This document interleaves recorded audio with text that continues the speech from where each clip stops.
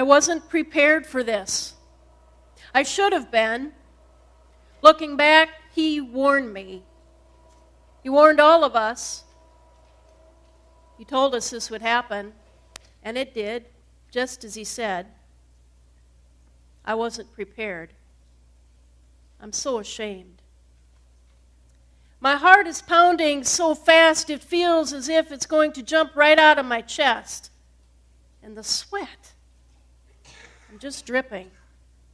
I have to stop and find a place to sit, away from this crowd, away from his gaze, and away from that stupid rooster. There. A chance to sit, to think. As if that helps. What am I to do now? My whole life was wrapped up in him. I trusted him, and he trusted me. Guess I blew that one. I wish it were that very first day again. Our first meeting was pretty intense. I was tending my boat, cleaning up my nets. That is what I do. Well, that is what I used to do. Guess it will be back to that now. If they don't kill me first. That is a possibility. There I was, minding my own business, doing my work, and of course my little brother ran off somewhere, following after some preacher named John the Baptist, who everyone was talking about. I had heard, but, work had to be done. Bills had to be paid. My family had to eat, and I was getting irritated with Andrew. Pretty soon, here he came, running down to the docks, shouting something about the Messiah. Simon, come on! We have found him, the Messiah.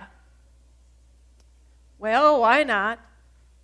I was just irritated enough to go with him, to see what all of this fuss was about, to prove him wrong, tell the little squirt, I told you so, now let's get back to work. And so we went to the house where he was staying. His name was Jesus, and when I walked in and saw him sitting there, he looked right at me, more like right through me.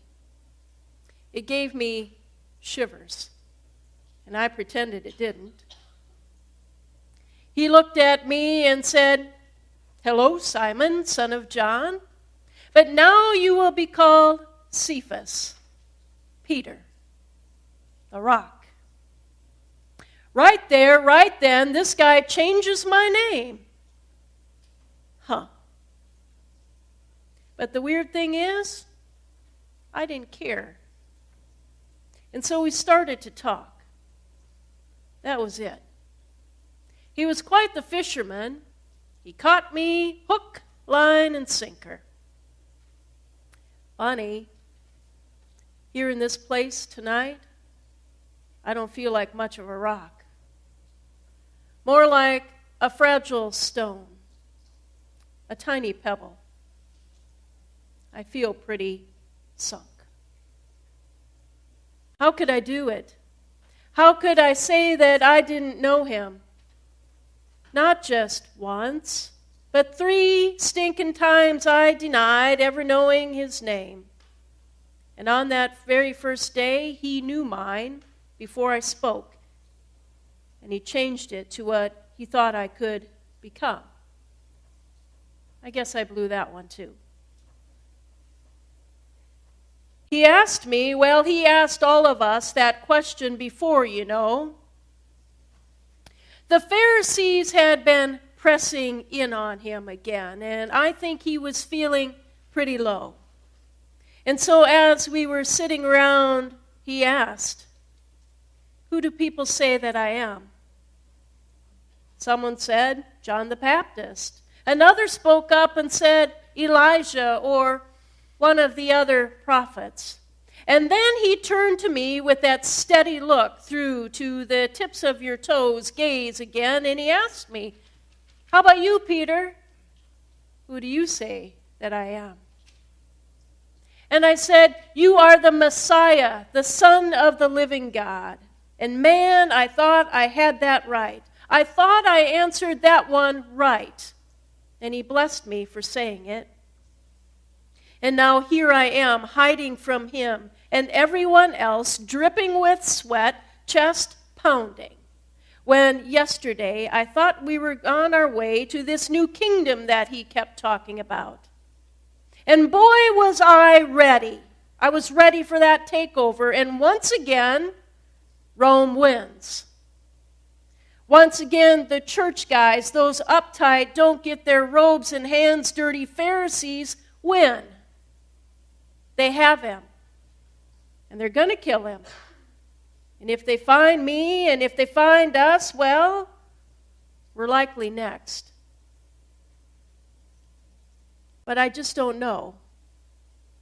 I was there, and I saw it with my own eyes. He healed so many people, including my mother-in-law. Boy, did I score points with a wife for that one.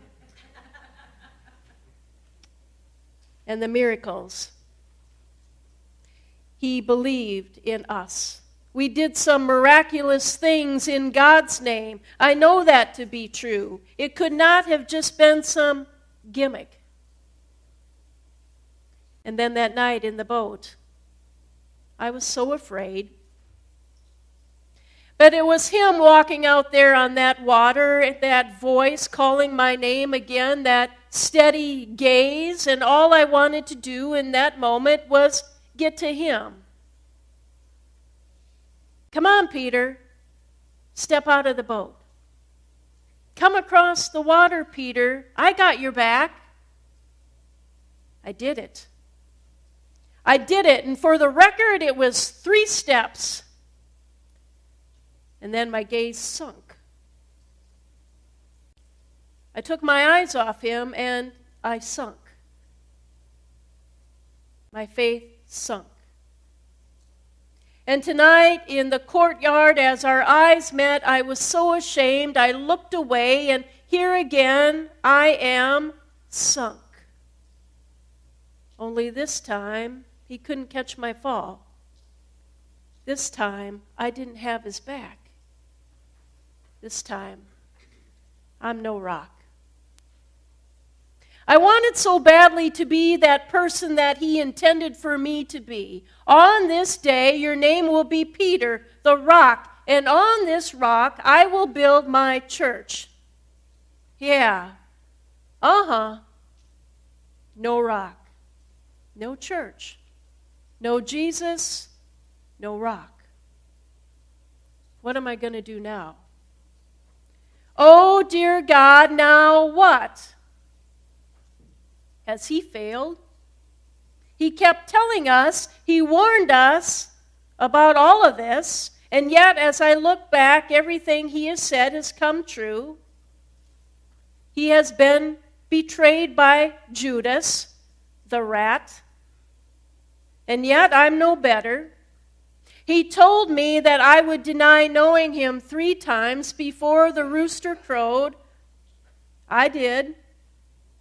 He told us that he would be handed over to the law to stand trial, to be beaten. I couldn't watch it anymore. I couldn't. I couldn't be the rock and watch them whip you. I couldn't. You told us that they would crucify you, and there you were on that cross. And then they carried you to the grave. It all happened just like you said it would. And so now what?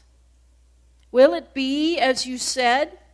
As we wait in silence and despair, scared out of our minds? Yes, dear God, I am scared. Will you do what you said you would do on the 3rd day? Will you come back? Will you rise from the dead? We watched you raise Lazarus.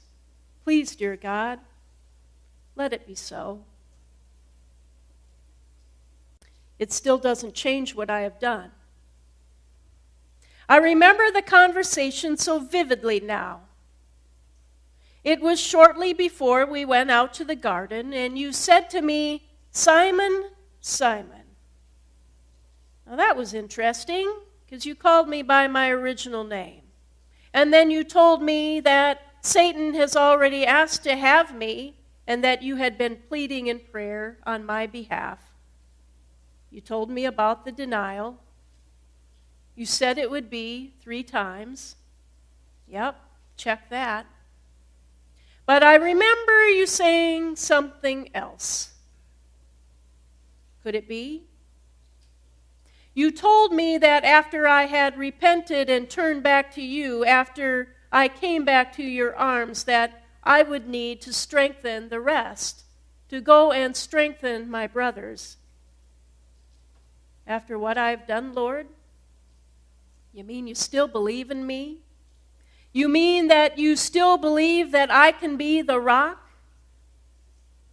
You told us about grace, and you told us about why you had to die. I'm sorry that I didn't understand. I still don't. I don't understand this incredible gift, your belief in me, and yet I believe in you. And so I'll wait. I'll go back to my brothers and your mother and the women, and we'll wait for the resurrection together. Peter, where have you been? We were so worried and frightened, and it's all right, Andrew. We wait. We wait. For he is the Messiah, and we are forgiven. We are all forgiven. And all God's people say,